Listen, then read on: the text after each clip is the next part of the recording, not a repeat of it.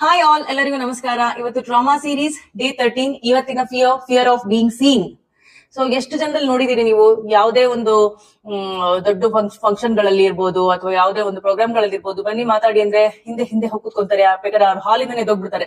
ಅವ್ರಿಗೆ ಅಷ್ಟು ಒಂಥರ ಫಿಯರ್ ಇರುತ್ತೆ. ಬೇಡ, ನಾವು ಯಾರ ಮುಂದೆನೂ ಬರಬಾರ್ದು, I do not have that confidence. ಯಾರೇನಾದ್ರು ಅಂದ್ಬಿಟ್ರೆ, ಏನಾದ್ರು ನನಗೆ ಅವಮಾನ ಆಗ್ಬಿಟ್ರೆ, ಶೇಮ್ಫುಲ್ ಆಗಿದ್ಬಿಟ್ರೆ ತಡ್ಕೊಳಕ್ಕೆ ಆಗೋದಿಲ್ಲ ಅಂತವ್ರಿಗೆ. ಆ ತರದಲ್ಲಿ ಯಾರು ಇದ್ದೀರಾ ಅಥವಾ ಯಾರು ಕೇಳ್ತಾನೂ ಇರ್ಬೋದು ಈ ವಿಡಿಯೋನ. So this is for you. So usual ಆಗಿ ಇದೊಂದು ಪಾಸ್ಟ್ ಎಕ್ಸ್ಪೀರಿಯನ್ಸ್ ಇಂದ ಬರ್ತಾರೆ ಅಂತ ಟ್ರಾಮಾ. ಇದು ಯೂಶುವಲ್ ಆಗಿ ಚಿಲ್ಡ್ರನ್ಸ್ ಅಲ್ಲಿ ಕಾಣಿಸ್ಕೊಳ್ಳುತ್ತೆ. ಚೈಲ್ಡ್ಹುಡ್ ಅಲ್ಲೇ ನಡೆಯುವಂತ ಇವೆಂಟ್ಸ್ ಇಂದಾನೆ ಈ ತರ ಫಿಯರ್ಸ್ ಡೆವಲಪ್ ಆಗುತ್ತೆ. ಏನಾಗುತ್ತೆ, ಮಕ್ಕಳಲ್ಲಿ ಸ್ಕೂಲ್ ಅಲ್ಲಿ ಇರ್ಬೇಕಾದ್ರೆ either ಟೀಚರ್ಸ್ ಅಥವಾ ಪ್ರಿನ್ಸಿಪಲ್ ಎಲ್ಲಾರ ಮುಂದೆ ಆಡಿಸ್ಕೊಂಡಾಗ ಅಥವಾ ಏನಾದ್ರೂ ಒಂದು ಇಲ್ಲ ಇದು ಚೆನ್ನಾಗಿ ಮಾಡಿಲ್ಲ ಅಂತ ಹೇಳಿದಾಗ, ಆರ್ ಅದರ್ ಚಿಲ್ಡ್ರನ್ಸ್ ಬುಲ್ಲಿ ಮಾಡಿದಾಗ ಏನಾಗುತ್ತೆ, ಈ ತರ ಒಂದು ಫಿಯರ್ ಆಫ್ ಅಥವಾ ಟ್ರಾಮ್ಯಾಟಿಕ್ ಎಕ್ಸ್ಪೀರಿಯನ್ಸ್ ಮಕ್ಕಳಲ್ಲಿ ಎಕ್ಸ್ಪೀರಿಯನ್ಸ್ ಮಾಡ್ತಾರೆ. ಅವ್ರಿಗೆ ಏನಾಗ್ಬಿಡುತ್ತೆ, ನಾವೇನೇ ಮಾಡಿದ್ರು ಇವರೆಲ್ಲ ಆಡಿಸ್ಕೊಂಡ್ರು, ಆ ಬುಲ್ಲಿಂಗ್ ಇದೆಯಲ್ಲ, that will have a deeper impact on a child. So correct ಆಗಿ ಪೇರೆಂಟಲ್ ಸಪೋರ್ಟ್ ಕೊಟ್ಬಿಟ್ರೆ ಅವಾಗ ಈ ಮಕ್ಕಳು ಬೇಗ ರಿಕವರ್ ಆಗ್ಬಿಡ್ತಾರೆ. ಆದ್ರೆ ಕೆಲವ್ರಿಗೆ ಏನಾಗುತ್ತೆ, ಪಾಪ ಈಗ ಪೇರೆಂಟ್ಸ್ ಗಳು ಇಬ್ರು ವರ್ಕ್ ಮಾಡ್ತಿರ್ತಾರೆ, they do not have so much time. ಮಕ್ಕಳುಗಳು ಕೆಲವರು ಹೇಳ್ಕೊಳ್ಳೋದಿಲ್ಲ, ಸೊ ಮನಸ್ಸಲ್ಲೇ ಅಡಗಿಸ್ಕೊಂಡ್ ಬಿಡ್ತಾರೆ. ಸೊ ಈ ಪ್ಯಾಟರ್ನ್ ಫಾರ್ಮ್ ಆಗ್ಬಿಡುತ್ತೆ. ಸೊ ಸ್ಲೋ ಆಗಿ ಏನಾಗುತ್ತೆ, ಸೋಷಿಯಲ್ ಇವೆಂಟ್ಸ್ ಅಲ್ಲಿ ಅಥವಾ ಸ್ಕೂಲ್ ಇವೆಂಟ್ಸ್ ಅಲ್ಲಿ ಎಲ್ಲಾದ್ರಲ್ಲೂ ದೇ ಸ್ಟಾರ್ಟ್ ಸ್ಟೇಯಿಂಗ್ ಬ್ಯಾಕ್. ಅವರಿಗೆ ಒಂಥರ ಹಿಂಜರಿತಾರೆ, ಒಂಥರ ಮುಜುಗರ ಪಡ್ತಾರೆ. ಸೊ ಏನಾಗುತ್ತೆ, ಇದೇ ತರ ದೊಡ್ಡವ್ರು ಆಗ್ತಾನು they will not become expressive. ತುಂಬಾ ಮನಸ್ಸಿನಲ್ಲಿ ತುಂಬಾ ಫೀಲಿಂಗ್ಸ್ ನ ತುಂಬ್ಕೊಂಡ್ಬಿಟ್ಟಿರ್ತಾರೆ, ಯಾರ ಹತ್ರನೂ ಹೇಳ್ಕೊಳ್ಳೋದಿಲ್ಲ. They will become very shy and too much of ಇಂಟ್ರೋವರ್ಡ್ಸ್.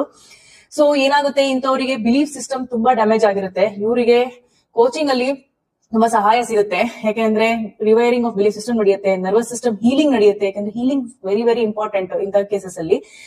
Nervous system healing ಮಾಡಬೇಕು, ಎಕ್ಸ್ಪಾನ್ಷನ್ ಮಾಡಬೇಕು, ಮೇನ್ ಆಗಿ ರಿವೈರಿಂಗ್ ಮಾಡಬೇಕು, ಕಾನ್ಫಿಡೆನ್ಸ್ ಬರ್ಸ್ಬೇಕು. ಸೊ ಇವೆಲ್ಲ ಕೋಚಿಂಗ್ ಅಲ್ಲಿ ಮಾಡ್ತಾರೆ. ಆದ್ರೆ ಮನೆಯಲ್ಲೇ ಅಥವಾ ನಾವೇ ಓವರ್ಕಮ್ ಮಾಡ್ತೀವಿ, ನಮಗೆ ಶೈ ಅನ್ಸುತ್ತೆ ಅನ್ನೋ 2-3 ಟಿಪ್ಸ್ ಹೇಳ್ತೀನಿ. ಸೊ ನಿಮ್ದೇ ಆದಂತ ಸೋಷಿಯಲ್ ಸರ್ಕಲ್ ಇರುತ್ತೆ, ವೇರ್ ಯು ಫೀಲ್ ಸೇಫ್. ಅಲ್ಲಿ ನಿಮ್ಮ ಥಾಟ್ಸ್ ಅಂಡ್ ಫೀಲಿಂಗ್ಸ್ ನ ಎಕ್ಸ್ಪ್ರೆಸ್ ಮಾಡ್ಕೊಳ್ಳಿ. ಸ್ಮಾಲ್ ಆಕ್ಷನಬಲ್ ಸ್ಟೆಪ್ಸ್ ತಗೊಳ್ಳಿ, ಇದರಿಂದ ಆಚೆ ಬನ್ನಿ.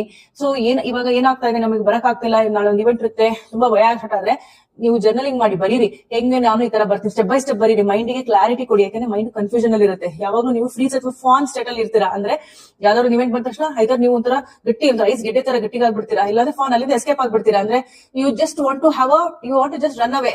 ನಂಗೆ ಬೇಡ, ಪ್ಲೀಸ್ ಮಾಡಲ್ಲ, ನಾನು ಹೋಗ್ತೀನಿ ಅಂತ either flight, fawn, freeze, trauma response ಅಲ್ಲಿ ಇರ್ತೀರಾ. ಸೊ ನೋಡಿ, ಈ ತರ ಆದಾಗ ಅವೇರ್ನೆಸ್ ತಗೊಳ್ಳಿ. ಆ ತರ ಥಾಟ್ಸ್ ಬಗ್ಗೆ ನೀವು ಮಾಡಬಹುದು. ದಿಸ್ ಇಸ್ ಜಸ್ಟ್ ಯಾವ್ದೋ ಇವೆಂಟ್ ಗೆ ನಿಮ್ಮ ಲೈಫ್ ನ ನೀವು ಆಕ್ಚುಲ್ ಆಗಿ ಪ್ರೊಡಕ್ಟಿವ್ ಆಗಿ ಬಳಸ್ಕೊಳ್ಳೋದನ್ನ ಕಳ್ಕೋಬೇಡಿ. Become productive, you can do it ಅಂತ ನಾನು ಹೇಳ್ತೀನಿ. ಸೊ ಇವತ್ತಿಗೆ ಈ ಸೀರೀಸ್ ಮುಗಿತು. Thank you so much for watching this video. ನಾಳೆ ಸಿಗೋಣ ಇನ್ನೊಂದು ಸೀರೀಸ್ ಜೊತೆಗೆ. ಬೈ ಬಾಯ್.